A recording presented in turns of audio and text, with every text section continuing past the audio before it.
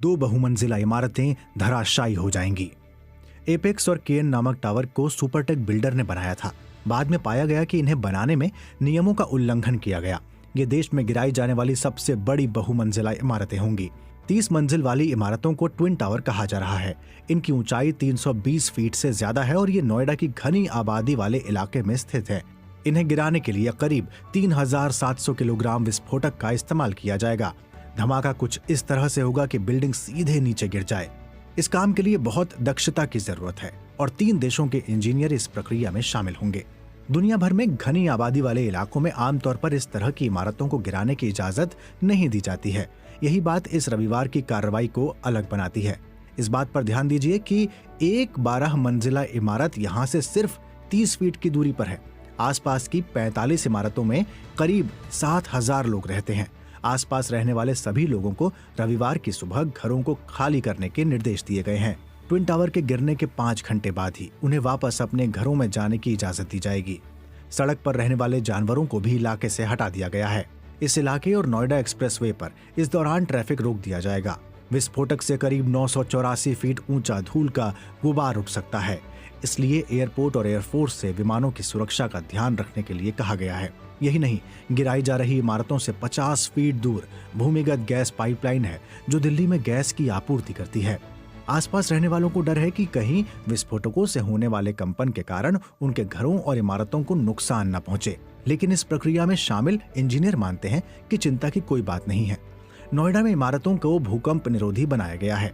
Britain के engineer जो building गिराने में मदद कर रहे हैं, उनका अनुमान है कि जितनी तीव्रता रिक्टर स्केल 4 के भूकंप से होती है, उसकी तुलना में इस विस्फोटक की तीव्रता 10% होगी।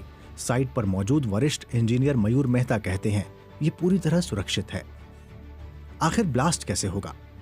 दरअसल रविवार को विस्फोट कराने वाले 6 लोग, जिन्हें ब्लास्टर कहा जा रहा है, और एक पुलिस अफसर को उस इलाके में जाने की इजाजत होगी जिसे एक्सक्लूसिव जोन कहते हैं। ब्लास्ट के लिए कई तरह के विस्फोटकों का इस्तेमाल किया जाएगा। डेटोनेटर्स से प्रक्रिया की शुरुआत होगी। कुछ ही मिलीसेकंड में छोटे प्लास्टिक ट्यूब शॉक वेव की मदद से विस्फोटकों को सिग्नल भेजेंगे जो दोनों बिल्डिंगों में लगाए जाएंगे। कई महीनों से ब्लास्टर्स 30 मंजिला इमारत के अलग अलग हिस्सों में जा रहे थे। इमारतों की बिजली सप्लाई काट दी गई है, एस्केलेटर निष्क्रिय कर दिए गए हैं। ये सुनिश्चित किया गया है कि अलग अलग मंजिल पर सभी 20,000 से ज्यादा कनेक्शंस एक साथ समन्वय के साथ काम कर सकें। एक गलती से पूरी प्रक्रिया अधूरी रह सकती है। मेहता की 11 साल पुरानी कंपनी के लिए ये बहुत चैलेंजिंग काम नहीं है। उनका कहना है कि वो पहले भी 18 से 20 इमारतों को गिरा चुके हैं। इसमें एक एयरपोर्ट टर्मिनल, एक क्रिकेट स्टेडियम, एक ब्रिज और एक बड़ी कंपनी की चिमनी शामिल है। उनका कहना है कि बिहार में गंगा नदी पर बने पुल को गिराना इससे मुश्किल था, क्योंकि वहां ये सुनिश्चित करना था कि मलबा नदी में न गिरे। ट्विन टावर से करीब 30,000 टन मलबा निकलने की उम्मीद है। ये भी सुनिश्चित करने की कोशिश की गई है कि मलबा बाहर न फैले और आसपास के लोगों और इमारतों को नुकसान न पहुंचे। करीब 1200 ट्रक मलबे को रिसाइकलिंग के लिए ले जाएंगे। रिसाइकिल होने में 3 महीने तक का समय लग सकता है।